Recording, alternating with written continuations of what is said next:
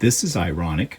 All this embroidery thread and nothing to embroider with. Woe is me.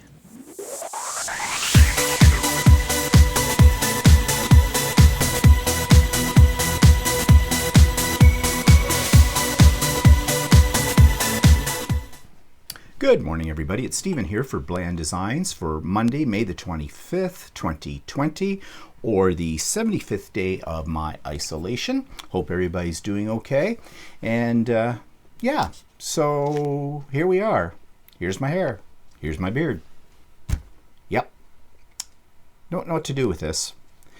But maybe at some point I can get a haircut if it ever gets eased up by that, or I'm just going to let it grow right down over my face. What the heck?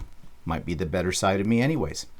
Okay, so what have I been up to this week? Well, I have some stories to share, but before I get into those, I'm working on a new quilt. This is the quilt. I just have it cut out. The piece is cut out. I haven't done any really major sewing yet, but that's what it's going to look like when it's done.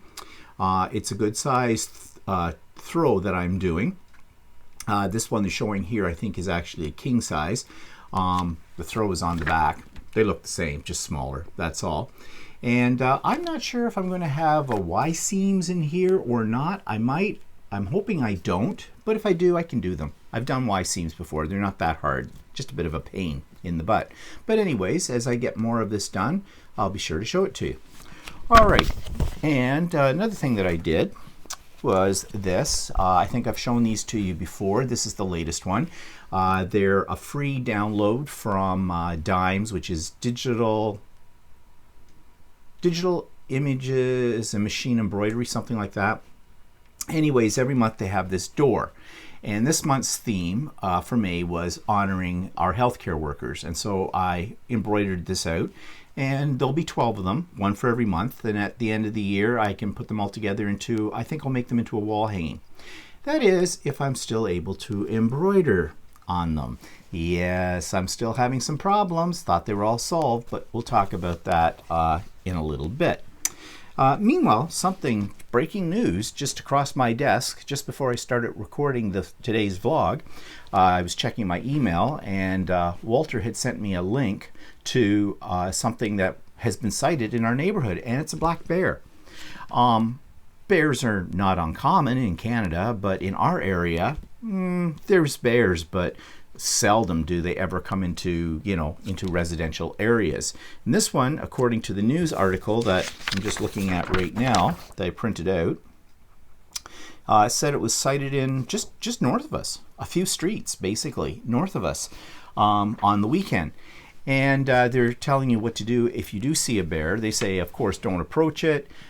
Usually they aren't doing too much. They're just wandering around. They're probably looking for food. If you've got garbage out, they may go for that. They're saying, they like bird feeders. They like if you have any fruit laying around on bushes or something. It's a little early in the year, I think, for that. But and we don't have any fruit-bearing bushes or trees, so we're not worried about that. Our property's fairly secure because we're all fenced in, although we do have a forest right behind us, and I'm sure that bear would love to go into the forest. So they say not to panic, stay away from it. It's very rare that they will attack a human being, unless of course you go over and try to provoke them.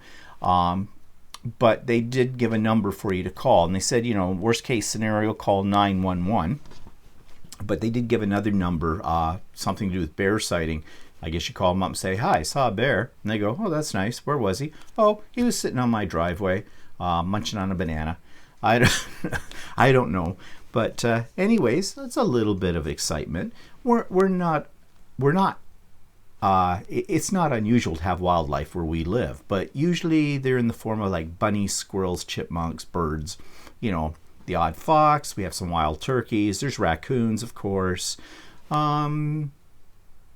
Yeah, we have a collection, but nothing as big as a bear usually, although we've had wolves and coyotes as well. But like I said, my backyard is literally a forest. There's a big chain link fence between us and that forest, and with the exception of maybe the turkeys that hang out there, we very seldom see anything bigger than a rabbit in that area. We know there are bigger things out there, but hey, We'll leave them alone, they'll leave us alone, and that's fine. So, yeah, little excitement. You know you're in Canada when you see a bear. Okay, so moving on. Speaking of weird neighbors, not that we have weird neighbors, with the exception of the animals, and they're not that weird. I found a YouTube channel. It's quite entertaining. It's actually full episodes of a show that I don't know if it still airs on the BBC in the UK or not, but there is the show called The Nightmare Neighbor Next Door. And it's sort of a, reality TV kind of thing where people discuss the problems they're having with their neighbors. And it's, of course, it's outlandish.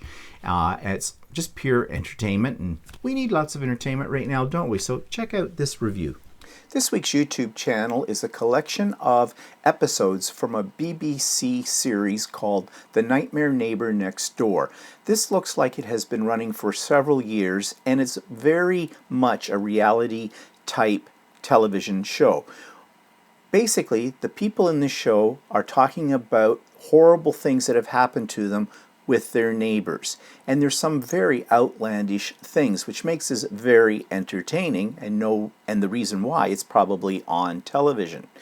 Now, there is not one specific website for these videos, so in the show notes below, you're going to find the title of this series, and what you'll need to do is just simply plug that title into the search bar of YouTube, and you'll find all of the various episodes. They're very entertaining, well worth the watch, and it's just unbelievable what some people have had to put up with or deal with their neighbors. And we've all had some of these experiences before, maybe not quite as severe, but you know what I mean. So for some real entertainment and laughs, check out The Nightmare Neighbor Next Door. So there is a sort of a link. It's not a link. I couldn't find one link to all those shows. They seem to be spread out across several different YouTube channels. So the best way to watch more episodes of that particular show is to just do a search in YouTube and put in The Nightmare Neighbor Next Door, and you'll find lots of links to various episodes of that show if you're interested. They're usually marked as being, what season and which episode. So if you're one of those kind of people that likes to watch things from the beginning to the end, sort of a binge watching thing, then you might want to, create your own little private list of episodes and put them in the order that you wish to watch them in. Just a suggestion. I also have a link to Stephen and Walter Live. We talked this week about how the world is changing thanks to the pandemic, and how the technology is playing a big role in our survival rate now, and how that is going to translate into the new world after we come out of this thing. So if you're interested in listening to that discussion of technology during the pandemic, then Stephen and Walter is linked below. And I have a link to a couple of other videos, which I'm going to talk even more about today. The trials and tribulations of my Janome 15,000 Horizon sewing/embroidery machine. And one is entitled Throw My Janome 15,000 Out the Window, and the other one, the sequel to it, is called Not Going to Throw Out My Janome 15,000. Well, today I'm going to put up another update version which says, yes, I'm going to throw it out the window. I'm having nothing but endless problems with that machine, but I'm going to talk in a little bit more detail about that and what's pissing me off. And of course, I have a link below for the book of the week that we'll come to in a moment or two. So let's turn our attention to my Janome. I don't want to belabor the point, but I've had nothing but hell with this machine for the last month or so. You know that I've been back to my quilting store a couple of times with it. I've had it seen by the technician. I thought it was all fixed up last week. I told you that I was going into the store, always practicing social distancing and all the other stuff. And he did look at it and he fixed it, and I thought it was going to work fine. So my first project on it was to do this, which is basically, it looks complicated, but it's mostly applique. So basically it's just stitching out outlines for you to put down your fabric, and so you know where to cut and things like that. Not very hard. I got it done, but I struggled through it. thread breaking again, bobbin pulling up, all that kind of stuff. So then on the weekend, my sister texted me and asked if I could make her some face masks. And I said, sure. I had a few in stock, but I need to make a few more. So I make those in my embroidery hoop. So I went ahead and I started making them. I've made them before, back before I had the problems with the embroidery machine. And guess what? Yep.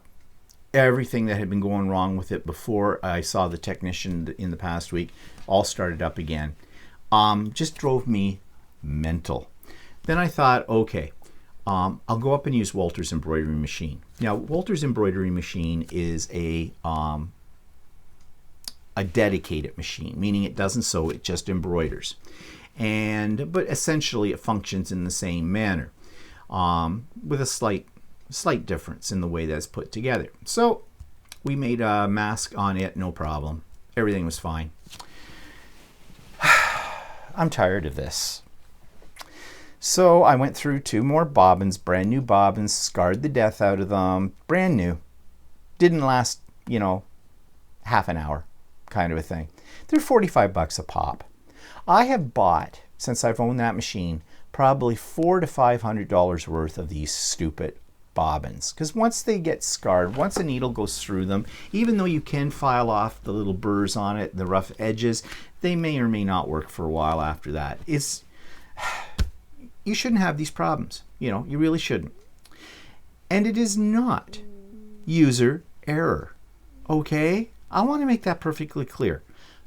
I've said it before. I don't need to say it again, but I will. I look after my stuff. Okay? I'm very careful with it. So I sat down, and out of my frustration and that, I sent my service person, my dealer, another email. And essentially the email said, okay, I've had it, I'm done with the machine. I gave 2 possible plans. One plan was, okay, I make arrangements. She's opening up her store this week by appointment only. So I said, I could arrange a time. If we could arrange a time, I'll bring everything in. I'll sit down. You go deal with your customers and what you have to do with your business. And I'll just merrily try to embroider, like as though I was at home doing a project. And as soon as this machine goes wacko, I'll call you over to look at it. But I said, the problem is this. We have fixed it. We have played around with it so many times, still have the problem, that I'm really just done with it. I'm throwing in the towel here. I'm going to cut my losses. Expensive machine. Okay? Cost me $7,500. Plus, you add on that what I've paid for repairs and what I've paid for bobbins and stuff like that. It's mounting up there. I said, other alternative, I keep the machine. See, this is the thing. They don't have much of a warranty. A 1-year warranty. I've had the machine too. Okay? A 1-year warranty on something like this. Really? Does that tell you something about how much faith a company has in their own products? And this is Janome. A good name in sewing machines. So anyways, I said my second alternative is I keep the machine, but I buy another embroidery machine, a dedicated one. It's the 550E. That's the one Walter has. And it hasn't given him a moment's worry or a problem since he got it. And he's done some fairly complex stuff in it and used it a fair amount. So, yeah, it's about $3,000 for that. I'm not made of money. Sounds like it, but I'm not made of money. But, I want to continue being able to embroider, so this is the only answer. And I said, I don't know, I'm at my wit's end.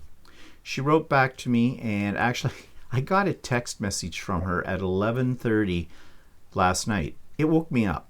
My phone sits on my night table next to my bed. It was sitting on my charger pad, actually.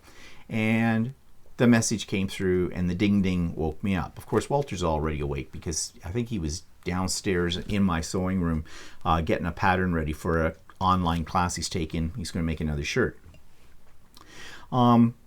So this person said, okay, I'll get back to you about what day we can arrange, for you to come in with it, and I'll see what day the technician can come in, and we're going to get this thing fixed. And she said, don't throw in the towel yet. Okay, great, inspiring words. I mean, I really don't want to have to, do what I said about just using it for sewing. It sews well. It's a great sewing machine. It's the embroidery part I'm having a problem with. I don't want to spend more money on buying another embroidery machine. It seems sort of, stupid when you've got an embroidery machine sitting there. A top-of-the-line embroidery machine, by the way. Okay. So, anyways, we'll see what comes of that. But I'm afraid to even try to embroider on anymore because it's got me shell-shocked. I'm just pissed off with how that has got me to the point of nervousness. If I start up the embroidery thing, I'm listening for weird noises. I know the sounds that machine makes, and as soon as I hear a sound I shouldn't hear, I turn it off and I look at what's happening, and it's usually something bad is happening.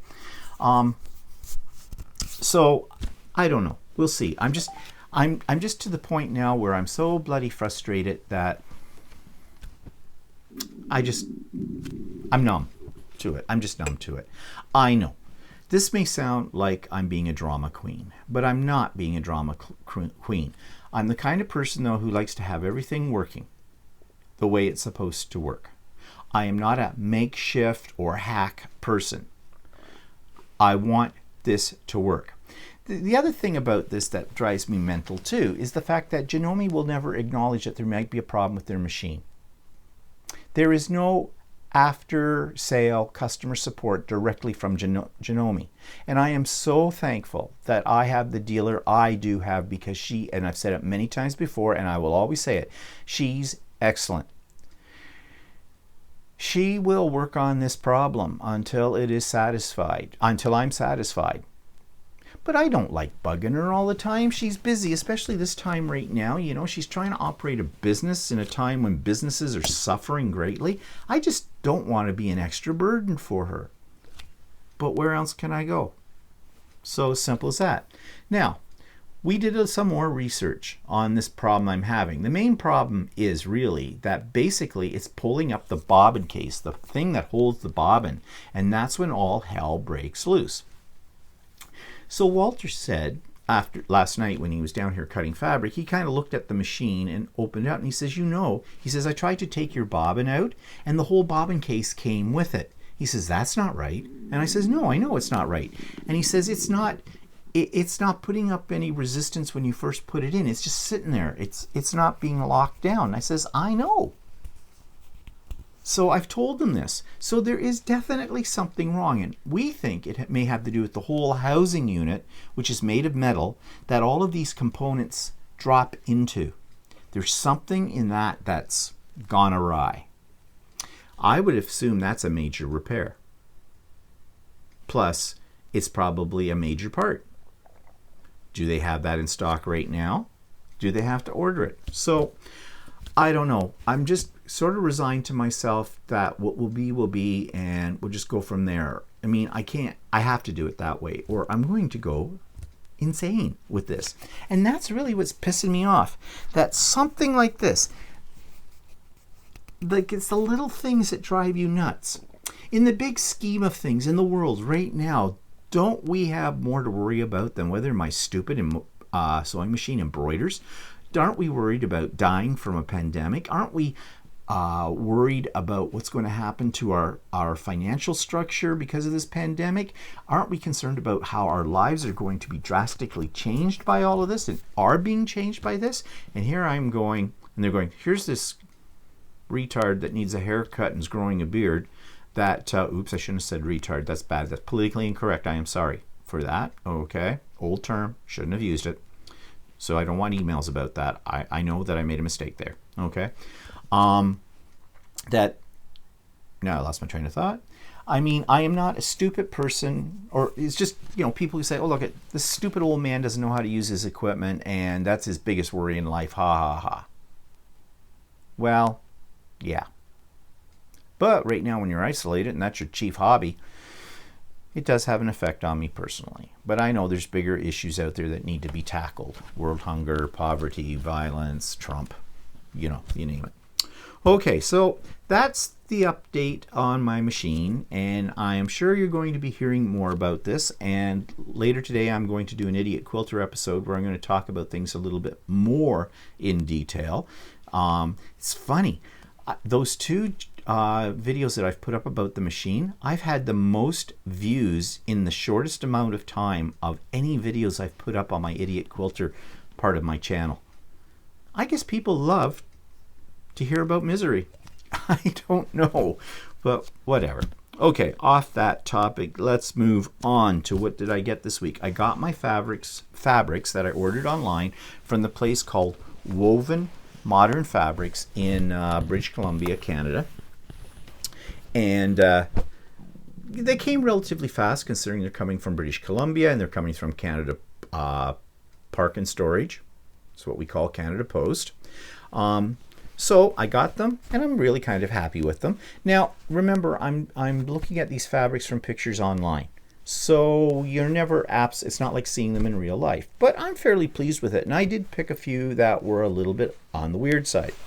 For my order, they threw in a free, coffee. They threw in a free, what they call fat quarter. Now, would I buy this if I saw it in the store? Probably not, because it is a batik, and I do like batiks, but it's green. I'm not that fond of the color green, but anyways, it's free, so I got it.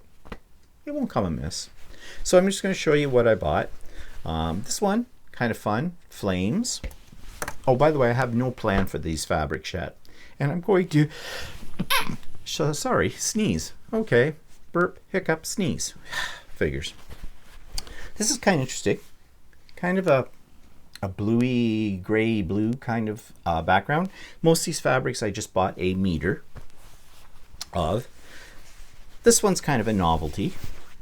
It reminds me of, mixed media kind of technique. Newspaper and other images on top of it. Again, because I like blue, I found this to make a nice background for something. As with this, white. I go through a lot of white in my backgrounds. I really like using white with a slight pattern. This has a slight pattern, as you can see. Then I think this might be a this is a Tula Pink. Now, Tula Pink, you either love her or hate her, I think. I don't mind her, but she is very bold, and her color schemes are not usually the colors that I like. So that's one example. This is another example, but I thought, for something a little different, why not? And this is Tula Pink as well, and it is in sort of a pinky magenta sort of color range. Definitely not my colors, but in small quantities in certain parts of a quilt, it could look very nice. And of course, a whole ream of batiks, because I love batiks. And they had Kaif Facet, and I love Kaif Facet, so I got some of his. Kind of a large print, but there's a lot of colors in it. When you cut it down, it goes into a block. It'd be okay. This is, I don't know. Oh, this is a Free Spirit one. I think it's probably a William Morrison. I'm just looking at the selvage to see if, Morris and Company. So yeah, I think it's a William Morrison. And William Morrison is famous for like wallpaper designs, basically old lady looking stuff is the way I look at it. But this I thought was kind of interesting.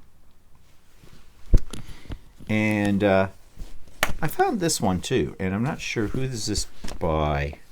Carolyn Friedlander, and it's a Robert Kaufman fabric. A little different. It would look nice in a quilt where you're focusing on black and whites and grays and things like that. I think it could be very dramatic. So that's what I bought, and I will buy from this company again. Even though they're quite a ways away, and it did take a little while to get. But they warned me about that. They said it could take anywhere between 5 and 13 days. So they know how Canada Post works too, or doesn't work. Actually, it didn't take as many days as that. I think it took a week. about a week. So that's not bad. So anyways, that's all I've bought this week. So that takes us to book of the week, and another one about creating your own fabric or fabric painting. And I want you to remember, when you're making your own fabric or fabric printing or painting, this is not just for people who sew, okay? This is for people who do mixed media or want something that they can use as backgrounds on things. If you are trying to make, for example, a simple bag or a gift bag, or you're decorating, say, a box or something like that, these techniques in here, doing it on fabric, all apply. So this is another book that I think is very good for reference and ideas on how to do this. And you can see it's got lots of pictures, and it explains a whole bunch of different techniques. And yeah, it's a great reference tool. So I have two of these books now, and you've seen this is the second one I'm showing you. And between the two, I've pretty much got a great arsenal of ideas for doing my own printed fabric. When will I get around to it? Have no idea. You saw the piece that I did do. And I haven't done any more since then. But I might, okay? So what did I pay for this book? It says on the back it was $24.95 US at the time. And by the way, the name, it's Off-the-Shelf Fabric Painting, 30 Simple Recipes for Gourmet Results, and it's by a woman called Sue Beevers, Beevers. So I looked it up. And yes, it is available on Amazon, and it's available on Amazon.ca for $15 Canadian, and there's shipping on that, and I don't know what the shipping is. So not that bad, really, for this kind of book. So, you know, if you're trying to get some reference text and get yourself into fabric painting, I recommend it, and the one that I showed you last week. And I put a link for this on Amazon in the show notes, as I always do. Okay, so that takes us then to another segment in putting my grimoire together. So here's the next set of pages. So now I've completed pages 17 and 18 of the grimoire, and it's getting fatter all the time. So this time I decided to do something of mystical animals, you know, witches' familiars or things like that. The reason being is, in that wizardry book that I've been using as my reference for all of this, I found a section on that. And in that section, they had this little guide book, a guide to working with familiars. So I cut it out and left it intact. And so I've added this little interactive element, this little book from the other book. And I created a tag. Oh, before I show you the tag though, on this page is one of the built-in side pockets. So I just cut out this page from the book about common wizard familiars, tore the edge, inked it around to age it, and there's some stuff on the back as well. And it just slips right here into this pocket. And again, I'm letting part of it hang out to give it that, you know, dimensional look. On here, there was one of those tag pockets already that I had designed earlier, just the basic backgrounds of them. And I just cut out some bits and pieces from a scrapbook pad that I've been using throughout this grimoire, and some 3D chipboard embellishments that I put a little ink on. And I don't know if it'll show up or not, but I did put a little bit of Wink of Stella on it, which gives it a glittery glow. And the back of it as well. Just cut them out, put them in, more of a decoration than anything else on the theme of familiar animals. Added this ribbon that I had, which I tried to stick down here so it wouldn't flip up like that, but I think I'll just let it go free. The glue didn't really take, but that's okay. It can hang out on the top of this as well. Again, giving that, you know, thickness idea that there's a lot of stuff stuffed into this grimoire. Some chipboard pieces here that I layered together and used a little ink on, and some Wink of Stella again. I also had these little tag pieces, and you see that I've used them on the big tag as well. Little sayings, and they're written in, I'm not sure if they're written in Italian. Yeah, I think it's Italian, and I have no idea what they say. But I'm just leaving it chances are somebody who speaks Italian won't see this grimoire, or if they do, so what? They just add some atmosphere to it. So I layered those pieces onto these pages, and these 2 pages are now done. So my grimoire, as you can see, is getting quite thick, and I think what I'll do is I'm going to leave it open for now just so these elements can finish drying, because they're still a little tacky and I don't want my pages sticking together. But then I'll tie it up, and what I might do is put a heavy weight on top of it just to let the pages compress a little bit. We'll see if that works or not. Okay, so events in this past week. Well, you know all about the sewing machine, so we don't need to go over that again. My mother, she's fine. Talked to her the other day. According to my sister, who had been over there or had called her earlier in the week, we can't go over and visit, of course. She said that my mother said that she had been sick, that she'd thrown up. So when I finally got a hold of my mother, I tried over 3 days to call her. She wasn't answering the phone. Finally, I got a hold of her tail end of the week, and I said to her, so, Lori, that's my sister, I said that you were sick. Oh, was I? Yeah, well, Lori said she said that you were in bed and that you'd thrown up. Oh, yeah, I guess I did. I said, well, why'd you throw up? Okay, first of all, it's a stupid question that I ask her, because I ask that all the time and I know what the answer is. I don't know. I just did. Was your stomach upset? I don't know. Was it something you ate? I don't know. You want to be hit by a bus? I don't know. Really, that's what it drives you to.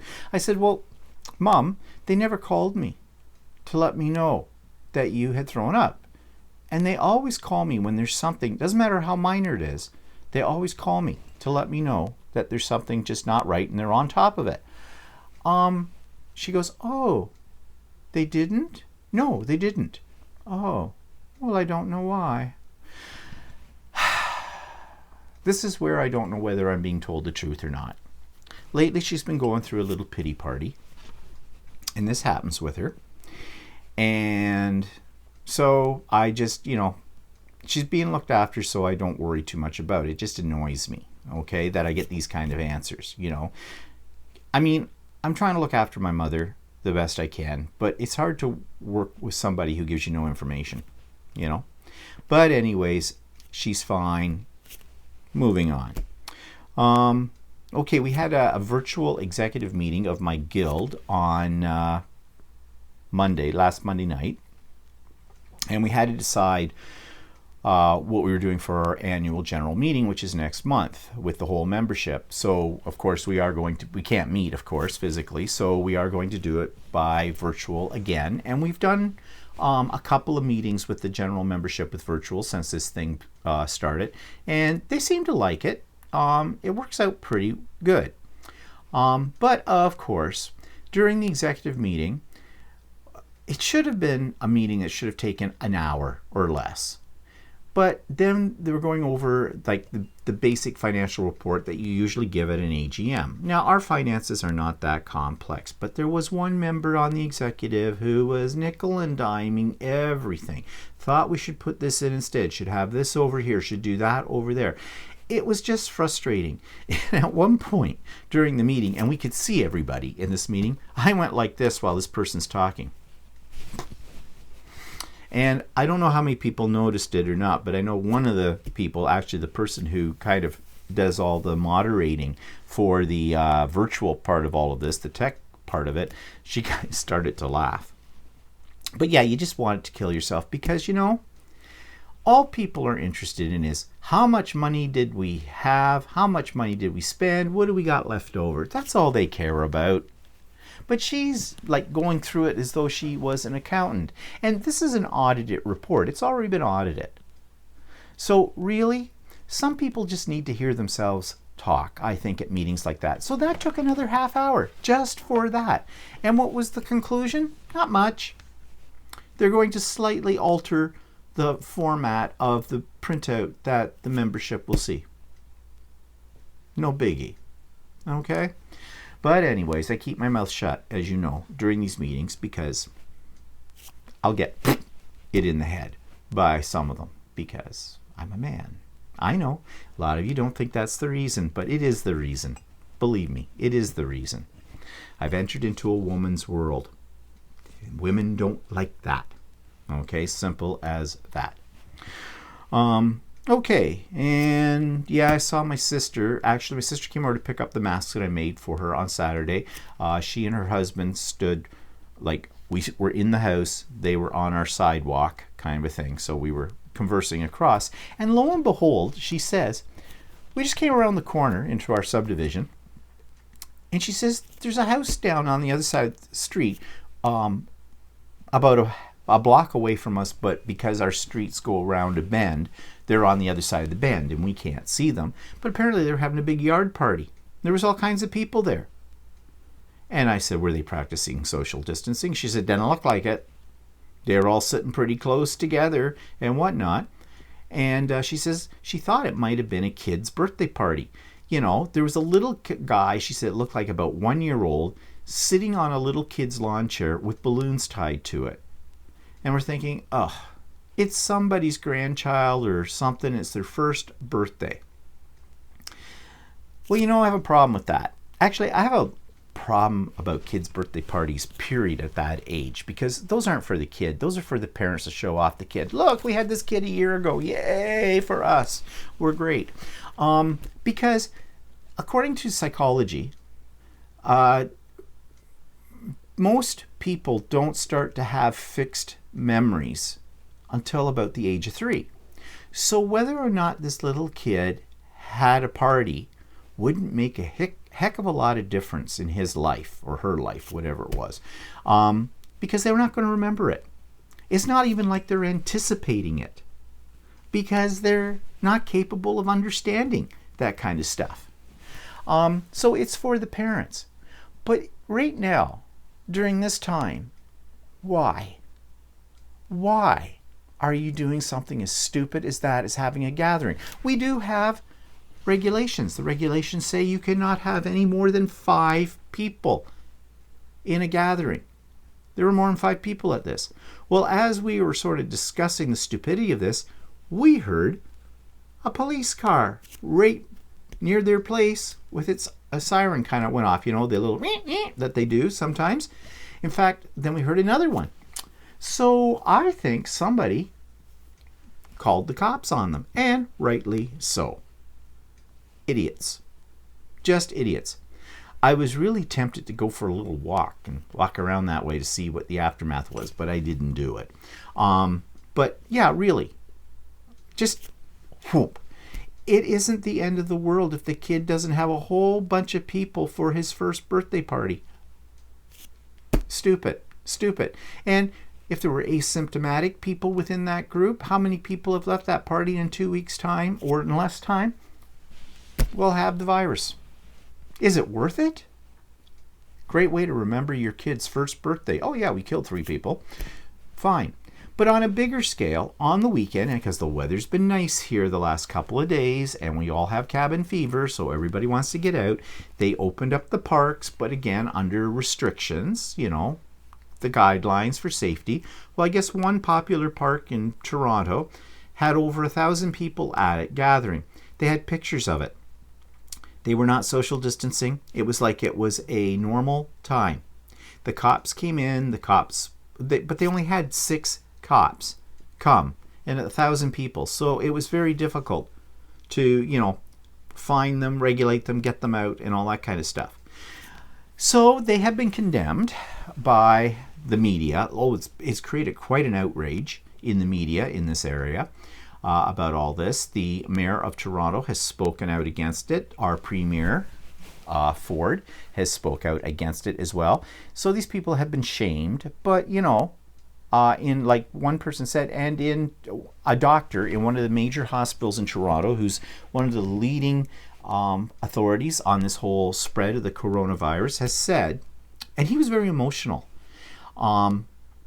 You could see that he wanted to cry over it. You know, he says, here's the frontline care workers are, you know, battling this every day, trying to save lives. working, countless hours, putting themselves at risk, and you idiots go out in a park on a sunny day and blow all that out the water. Everything we've worked toward, you managed in one day to possibly set us backwards on this progression of the disease. Yeah. Stupid people. And I hear this is happening in other spots too, especially it's happening in the United States in certain states and things like that. It just goes to show you that we are not long out of the trees, are we? We're not that clever. We're actually very, very stupid people.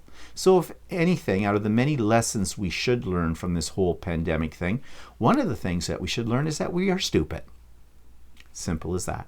When we do behaviors like that, stupid and selfish. Selfish. Because I will never take the right away from anybody to die. But you do not have a right, and I've said this before, you do not have a right to kill other people. What you do with your life is your business, but if what you do with your life affects anybody else's lives, especially in a negative way, you don't have the right to do that. You don't. So think twice. Get a brain. Grow a brain. Okay, so what's coming up? Nothing. Same old, same old. So I'll just go off from here and post this, make my next idiot quilter video and get that up maybe later in the day, and work on my quilt and figure out what we're going to have for dinner tonight and watch my stories, as I call them, different programs I like to watch on TV, different series, usually from Netflix, and read my book and watch grass grow. I don't know. So there we are. So that takes me to my final note for today. Something I'm noticing about myself, and I think other people have probably noticed it in themselves as well. I said that this is the 75th day of my isolation. So we're getting close to almost 3 months now, right? Not being able to do what we usually are used to doing, having to think twice before we actually go out, if we go out at all. And it's starting to get to us. At least it's getting to me. It's making me angry and frustrated over the littlest of things. Like, for example, the sewing machine. Well, I don't think right now it's the littlest of things, but it's still, in the big scheme of things, as I said before, not that major. And yet, to me, it is like a catastrophe. It's just the frustration of all of this. And frustration can lead to anger, and anger can lead to lashing out. And there have been examples of that in the news. The worst part about this is that we know it's going to go on for a lot longer. Now, there are those who are, I guess, for lack of better words, optimistic. I want to say stupid, but optimistic. We'll use that word for now. Think this thing's going to be over in July. It's not. So how do we keep it all together? I guess we need to go to that Zen place. I guess we have to, fall back on old famous words like que sera, sera, or, let it be, John Lennon. I don't know how else we cope, but we need to cope before we lose our crap. Okay? Simple as that. And I've seen a change in myself, and it's not a good change. Okay? So I'm trying to get a grip on all this. And I hope the rest of you are getting a grip on it too. Maybe this is the transitional period. They always say that in order for something to become a habit, it takes 3 to 4 weeks of repetition of something. And the more times you do something, or the more times it becomes sort of your norm, your usual routine, it becomes your norm. This is our norm right now. And maybe there's a transition period. I don't know if this is making any sense or not, but what I'm saying is, at first we went into it, okay, we can beat this thing. We're going to do this. Now we're kind of at the, ooh, I don't know. Can we beat this thing? I want to get out. Maybe it's not that bad. We start rationalizing things, but not rationalizing things in a good way.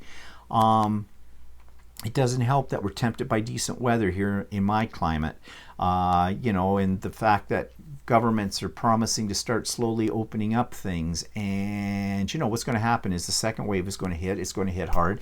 And this is going to put us into depression for sure. So I'm trying to be more, I think it's being realistic, but then other people would say pessimistic. Whatever way, expect the worst. And if the worst doesn't happen, yay, bully. I guess that's pessimism. But whatever gets you through. So anyways, I'm rambling on now. I hope you're able to handle the effect this is having on us all. It is having an effect on us all, no doubt about it, on us mentally. And we get through this thing. So, as I've been saying lately every week, have a good week. Stay in. Or, no, what did I say? Stay well, stay healthy, stay in, and we'll see you next week. Bye-bye.